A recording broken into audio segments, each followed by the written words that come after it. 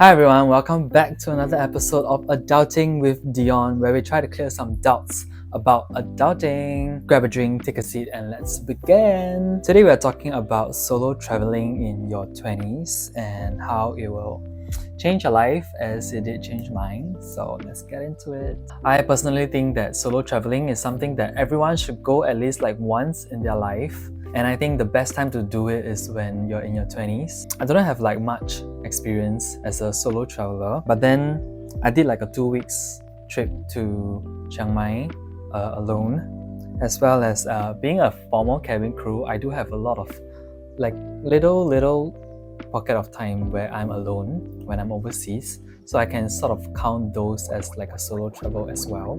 So in this episode, I'll be sharing some tips and tricks about solo traveling, and then generally like things you should take note of when you are solo traveling. Even if you are not solo traveling, I think you can use these tips as well. So just like everybody, I love traveling. I'm the kind of person that will go and plan the itinerary. I will do the research of the place, come up with like Excel sheet and like Word document for the trip, so that everybody know where we're going and also what we're doing.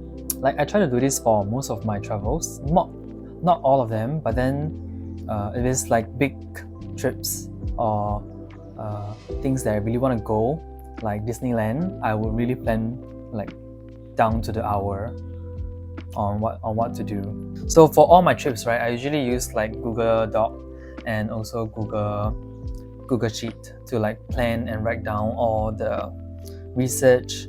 So yeah, here are some examples that I have. I will try to create a template for you guys if you guys are interested to have one for your own trips. I'll link it in the description box below over at YouTube. So if you're watching this on Spotify, you can head to YouTube to get the template. I got this template when I was in National Service, so I use this for my training programs as an officer. So I sort of tweak it a little bit and then change it to my traveling template. And if you want like my other trips itinerary, I will also link it in the description box. So some tips for you when you're doing your research, right, is to always link your URL, whatever websites or videos that you get your recommendations from, just link it so that you can always watch back the footage. Like for me, it's usually pretty chill. Like if I want to go to a place, I'll just put it down. I might not link it, but then for like if you see my Paris Disneyland trip, like this is an example. So this was kind of crazy because I wanted to go for all the road shows and also the musicals, and I used like different colors to differentiate the rides, shows, and the must go. There are also shows that are concurrently happening at the same time, so I make this table to see which one should I go first. For me, right, when I do my research, I usually like note down the contact details and the location of the Singapore embassy in the country. This is more for like emergencies. So I went to Japan for my commissioning / graduation trip with my friends. So one of my friends like lost her passport, and then we tried to look for it, but we can't find it. We had to go to the embassy to get a document saying that we lost our passport, but we have to fly back, right? And then just nice, the Singapore embassy in Japan is located in Osaka. And then I think the next day after we lost the passport, right, we were going to Osaka. So it's like just nice. It's not like we lost it in Tokyo and then we are stuck in Tokyo. You have to travel all the way to Osaka to just go and find the embassy. It's insane. Yeah, so I think that's good when you have like this kind of information on hand, so that you don't have to like panic when you have this kind of emergency. Talking about emergencies, I think it is always very good to buy travel insurance when you travel. Like if you see the news of the Singapore Airlines turbulence incident, there are so many cases of people getting injured or falling sick when they're overseas. So when you buy insurance, is to really take care of yourself and make sure that you are well protected, financially as well. I don't really recommend any particular policy. You can go and get the NTUC one, what is that called? FWD, or you can get it together with your plane ticket. So now usually with plane tickets, they have like package it together. Like when I went for my solo trip in Chiang Mai, I know that I will be doing a lot of traveling, so going to Europe, going to Malaysia, and then going to Mongolia. So I bought a 1 year policy. So it was an annual policy from FWD. I forgot the price already, but I think it's much more affordable if you buy it annually instead of buying trip by trip. There are some medications that I would recommend you to bring for your solo trip. Mainly just 5. These are must-have for in case like when you fall sick. Okay, so you should get Panadol, you should get charcoal pill or diarrhea pill, you should get flu medicine and also fever medicine. Of course, if you can bring more if you want to, but these are like the must-haves. You can bring like laxatives or even motion sickness pills, depending on where you're going as well, you know. I think like safety is one of the main concerns when you're going to solo traveling. Rightfully so, because we are alone and it is more dangerous. We don't have a company to look out for us. Like when I go to the toilet, I have to bring everything to the toilet with me. When I'm in a restaurant or a cafe, I cannot like chop the seat with my stuff. I have to bring my entire bag to like order my food before I take my seat. As Singaporeans, I think we are very like privileged because we are very safe in this country. We don't really think about this kind of thing, but then the truth is there are people that will just snatch your phone, your bags, or anything valuable when you give them the chance to. So like, you know, take note of that. And I guess as a woman, I think things are more complicated. I don't want to be like misogynistic and say that women are weaker, but then I think people will prey on women more than men. They think that they are easier to pick on or easier to rob, or they might take advantage of you. You know, always do research on the place that you're going, whether people have past experiences that are good or bad for females who are traveling alone. And like for a good rule of thumb, right, I always update my family, my friends with a text or via Instagram. You know, you can just post an Instagram story telling them that you're fine, or just updating them where you're at. One of the main reasons why you should go solo traveling when you're 20s is because you're still healthy and young. You can still like carry heavy backpacks over like long periods of time. You can take like sleeper train and then your back will not hurt. You can sleep on the seat and not like suffer, I guess. Yeah. And actually, you don't even have to sleep a lot because you have a lot of energy. And if you realize, right, the other people from other countries that are solo traveling, they're also in their 20s. So there's a pretty good reason for that. I mean, you can do it in your 30s, but then I guess priorities are different when you're 30. Like, I don't know, family, you're raising a family, you are trying to get a house, or even like climbing the corporate ladder. So yeah, so I think like 20s is like the perfect age because you have enough money to go solo traveling and you don't have to save up so much money for big ticket items like a house or a car, you know? Yeah. And you're also mature enough to behave appropriately and make good decisions when you're alone. Because I think solo traveling will teach you to be independent when you're really on your own. You know, you have to make decisions like whether you want to clean your clothes today, or if it rains, you want to clean your clothes in the toilet and then dry them in the toilet, and then you learn things like you need ventilation for clothes to dry faster. You can also have your clothes dry or clean at the laundromat. Then you have to fork out extra money. Yeah, when things go south, you know, when you also have to make decisions on the spot. Example, like if you lose your passport, what are you going to do? You know, trace back your steps, ask for help, go to the police or go to the embassy. It just really pushes you out of the comfort zone, which is good for growth. Solo traveling don't really have to be a lonely thing. Yeah, I recommend all the solo travelers out there to go and make friends. You know, please go and chat with people that are from different places in the world. You know where they're from, where are they heading, you know, make friends. It really expands your horizons and your understanding of the world.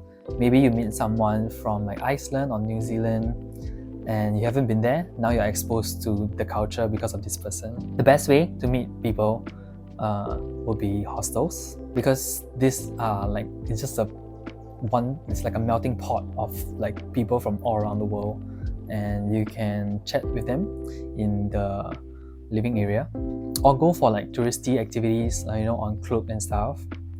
Speaking of Klook, I have a 10% discount for you guys. Enter these 2 codes to get 10% when you check out of your Klook activities. Okay, so first would be Dion, that's Dion, for 5% off, and then SG Visa Creator, that is SG Visa Creator with a K, for an additional 5%. Okay, I'll put it on the screen. I do know of people that go for like dating apps to meet new people and then have them bring them around the country or the place. That can be quite dangerous if you are alone, but you are an adult, so do whatever you deem fit. So yeah, if you can protect yourselves when things go south, I don't see why not. Yeah. Whatever you do, you have to be sensitive to the local culture, the customs and behavior. Do some research, the things that you should and shouldn't do. You don't want to get in trouble for being ignorant. Yeah, I think that's very troublesome and a waste of time. I mean, you can always ask the locals as well, whether you're doing this right or wrong, or but really depends. Yeah, like places like Bangkok, right? They're very forgiving when like foreigners do crazy shit or like don't follow local customs. But then of course, don't take that for granted. Always be sensitive. Yeah. Solo traveling also like teaches you how to make financial decisions. What are the things that you should prioritize your money on, whether is it to take the Grab or take the bus or take the train. Sometimes it's better to take the train because the traffic jam is crazy, like in Bangkok, or sometimes it is easier to take the Grab or get a private hire because the train is just too complicated. You have to change too many stops, like Japan. Dealing with like loneliness is a very big part of solo traveling. I know of friends that cannot go for solo traveling because they say that they will be homesick or they hate being alone. If you're like that, right, I recommend you going to like closer countries, closer places, or do a staycation in your home country to see how things go. With like technology nowadays, like it is also very convenient to call your family and friends, FaceTime them or what. But like for me, I love the solidarity and like the peace of mind of being alone. Like getting lost in time overseas is like one of the best things that you can do. Like for me, I love it. Yeah, having a coffee and then just sitting there and then staring into space is just beautiful. There are definitely like challenges that you have to face as a solo traveler. I think language is one of them, but with like Google Translate, you can type out, translate. You can even play the audio, right? The other party can also type out and then you can take a picture of their phone. So I don't think it's much of a problem until I went to Mongolia. So when I went to Mongolia, I was looking at getting this scarf from this street vendor, but then they don't speak English, and I was not with my tour guide anymore. I was with my cousin, and they don't seem to like understand, or they don't know how to read. Because when we showed them the translation on the Google Translate, they don't understand. Yeah, and also apparently, right, Mongolian is one of the languages that on Google Translate they don't have the function to play out the audio. So we were like, how to tell them that like we wanted to get more scarf, but in like other colors. We wanted to ask them if they have more. Yeah, because it's a street vendor, and then the owner went away to take more stocks and come back.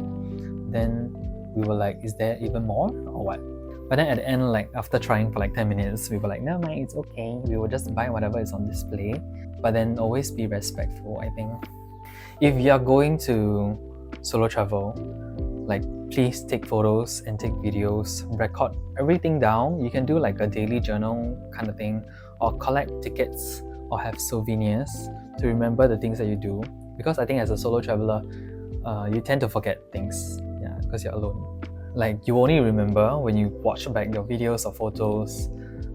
So like you'll definitely forget about them if you don't do that. So I'll recommend you to record down everything that you'll be doing on the trip, so that you can look back and then not regret your decisions. I think solo traveling one of the tips that I can give you guys is to pack light. You don't want to pack a lot of things when you're going for solo traveling. When you have more things, you have more things to lose or to get lost, to go missing. So have like the least amount of things possible on you. If you can get disposable underwear, get disposable underwear. If you can get if you don't have to bring your Apple Watch, don't bring your Apple Watch. Things like that, bring only essentials, because you are carrying all this stuff. The chances of you losing them missing, is higher as well. So for me, right, my Chiang Mai trip was like 3 weeks, and then 1 week was with my Thai friends, my Thai students friends. Then 2 weeks was alone. So when I went to Chiang Mai, it was like a solo trip. But then I had like problems like booking the van going back to Chiang Mai main station, because I went up to the mountains. So I had like problems trying to book a ride back down.